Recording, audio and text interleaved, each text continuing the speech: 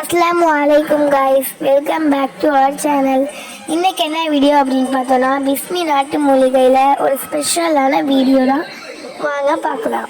இந்த யூதர்கள் பலஸ்தீனை ஆட்டி படைத்துக் கொண்டிருக்கக்கூடிய, ஏன் இந்த உலக நாட்டுடைய அனைத்து கட்டுப்பாட்டையும் அனைத்து இயந்திர கட்டுப்பாட்டையும் வைத்திருக்கக்கூடிய இந்த யூதர்கள், இவர்கள் யார்? இவர்களுடைய வரலாறு என்ன? இவர்களை விட கோழைகள் யாரும் கிடையாது.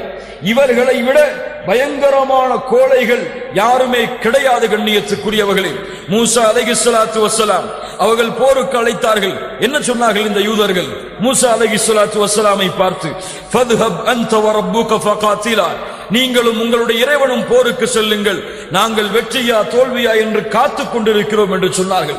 அவ்வளவு கோழைகளான இந்த யூதர்கள் ஹிட்லருடைய அழிப்பிற்கு பிறகு, யூத இனத்தை ஹிட்லர் அழித்ததற்கு பிறகு தஞ்சம் தேடிக்கொண்டு, பாதுகாப்பை தேடிக்கொண்டு முஸ்லிம் நாடுகளிலே அடைக்கலமானவர்கள்.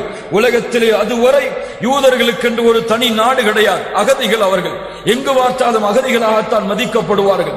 எங்கு போனாலும் துரத்தப்படுவார்கள். இரத்தத்தினால் எழுதப்பட்ட வரலாறு தான் யூதர்களின் வரலாறு. நீங்கள் படித்து பார்க்கலாம் அவர்களுடைய வரலாற்றை.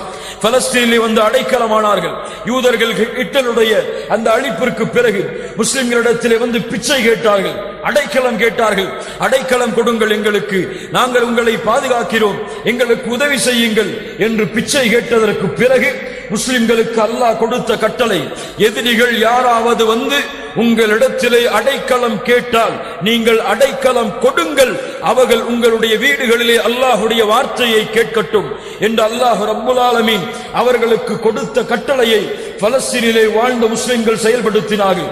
எப்போது பார்த்தாலும் சூழ்ச்சியை கையாளக்கூடிய இந்த யூதர்கள், எப்போது பார்த்தாலும் பின்னால் நின்று குத்தக்கூடிய இந்த யூதர்கள் 1945க்கு முன்னால் உலக வரைபடத்தில் இஸ்ரேல் என்ற நாடே இல்லாத பொழுது 1445க்கு முன்னால் தங்களுடைய சூழ்ச்சியால், தங்களுடைய பண வலிமையால், தங்களுடைய அந்த கையாளக்கூடிய திறமையால் இந்த உலகத்திலே இருக்கக்கூடிய நஸ்ரானிகள் யூதர்களுடைய உதவியால் இஸ்ரேல் என்ற நாட்டை பலஸ்தீனிலே உருவாக்கி, பலஸ்தீனிலே வாழக்கூடிய முஸ்லிம்களை நாடுகளை விட்டு வெளியேறுமாறு ஏவி பைத்துல் முகத்தஸை தங்களுடைய கட்டுப்பாட்டிலே கொண்டு வர வேண்டும் என்பதற்காக, தங்களுடைய நாடாக முழு பலஸ்தீனும் ஆக வேண்டும் என்பதற்காக எப்போது இஸ்ரேலை அந்த யூதர்கள் கைப்பற்றினார்களோ அன்றிலிருந்து இதுவரை நடந்து கொண்டிருக்கக்கூடிய போராட்டம் தான் பலஸ்தீனிலும் கஸாவிலும் நடந்து கொண்டிருக்கக்கூடிய போராட்டம்.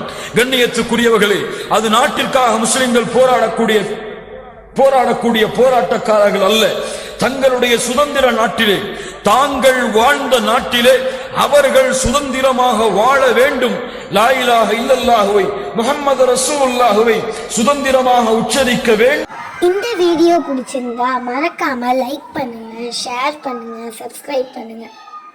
அஸ்ஸலாமு அலைக்கும் வரஹ்மத்துல்லாஹி வபரகாத்துஹு வேண்டும் என்பதற்காக போராடக்கூடிய போராட்டம். பைத்துல் முகத்தஸை பாதுகாப்பதற்கு அவர்கள் இழக்கக்கூடிய உயிரிழப்புகள் தான் இன்றைய உலகம்.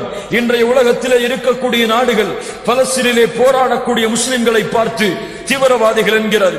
அங்கே போராடக்கூடிய இஸ்லாமிய குழுக்களை பார்த்து தீவிரவாத குழு என்கிறது. சுதந்திரத்திற்காக போராடுவது தீவிரவாதம் என்றால், தன்னுடைய நாட்டிலே அகதி ஒருவன் உள்ளே வந்து